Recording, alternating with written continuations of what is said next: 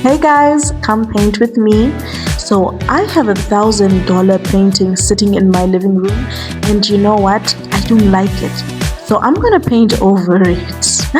And it's crazy because I just found out that people out here in Harare are selling their paintings for like $4,000, $5,000, $6,000, and that's amazing. I didn't know we were allowed to do that.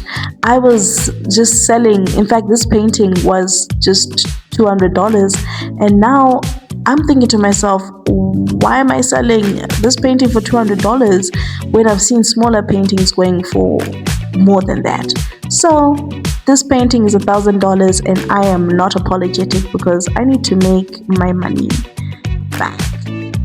Anyway, I've been loving this whole process of trusting myself to make the right decisions when it comes to repainting paintings that I feel like I rushed a painting and I just wanted to get it done because there was an exhibition coming up when it wasn't exactly what I wanted to paint.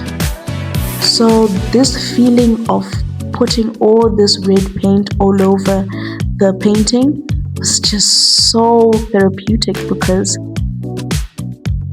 I get to start again. And so this painting is called Lalela. It's called Listen, Terer. And this painting is basically how I feel about the advice that my mother gave me before she passed away. So my mother passed away in 2018, and I was 21 at that time. And I am so grateful for the 20 years that she gave me, that I was given with her.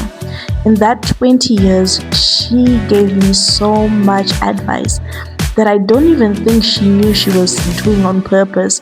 But she gave me so much advice that I didn't know I was ever going to use. And I ended up using that advice to get out of some very dark times in my life. Most of that advice was way too old for me, I had not found the places I should have been using that advice for until I was knee deep in the situation, realizing, oh, that's what mom was talking about when she told me this, or mom actually told me a story about this, and I don't know whether she knew what she was doing. Sometimes I felt like some of the stories she would tell me, I was too old to hear these. I was too young to hear these issues. I was too immature to really see the value in some of the situations she was letting me have access to. And until I found myself needing to leave a toxic relationship, needing to make a decision where there's a baby involved, there's another person's life involved, and I realized, oh, that's what my mom was talking about. This is not normal. I remember my mom was talking about this, and when I was painting this painting, it really embodied that feeling of, listen, mwanangu terera, because sometimes I like to envision my mother. I like to envision mother figures, and usually my motherly figures are bold. I do not know why. Maybe it's just laziness, but I feel like it really brings the essence of the person, the essence of the human being, the essence of the spirit. When I envision spirits, I don't envision them with hair, to be very honest. I feel like hair is very vain. It's very humanly, very worldly. When I envision a spirit or someone in spirit, or our unconscious, our conscious beings speaking, usually they don't have any hair, and they have very simple clothing. Kungemapo story almost. I don't know, maybe there's something up with that, but that's what I was envisioning. I was envisioning my mother holding me by my chin, telling me, listen, lalela, listen, terera mwanangu, And funny enough, my mother is not Ndebele, I'm not Ndebele, there's no one Ndebele in my class, in my household, but the word lalela really, it really means something to me. When I first heard it, I was like, that is such a beautiful word. That is such a beautiful word. Ndebele is such a beautiful language, to be very honest, and I wish that I could get over the hurdle of learning it. But it's been a good 6 years, and all I can do is understand it. Can't speak it yet, which is sad. But one day is one day, I guess.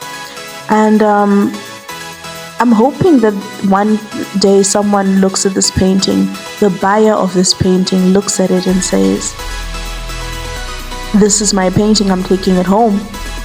That's how I want people to buy my paintings. I want it to be a knee-jerk reaction. I want it to be so primal, so, instinct-like. You look at it and you decide, this is it. That's what I want it to be. I don't want someone to buy my painting just to let it rot somewhere. I want it to be a feeling. I want it to be something like, wow, this painting, I looked at it and it solved something, or it soothed something in my soul. I want this painting. And that's how I want my paintings to really affect people. And yeah, in the situation of just living my life the way that I want to live my life, I'm so blessed to have parents who let me be who I am. Because I won't lie to you, not many Zimbabwean parents will allow you to go out and do art, especially back in the day when I started off. That wasn't even a question. It was always, drugs, it's very immoral, it's very not right. And I'm so happy my parents were just like, you know what, give us ma O-level and ma A-level, and then you can go and do your thing. Because I think they just wanted me to always have a backup plan. If it doesn't work out, at least anima O-level, anima A-level, you can do something else. And yeah, I'm just grateful that I get to do this every day. Like, my 9 to 5 is art. Every form of art is just a blessing. I hope you guys like these sort of videos. I will be posting more and more on my YouTube and my TikTok, so please go and follow my TikTok. See you guys later.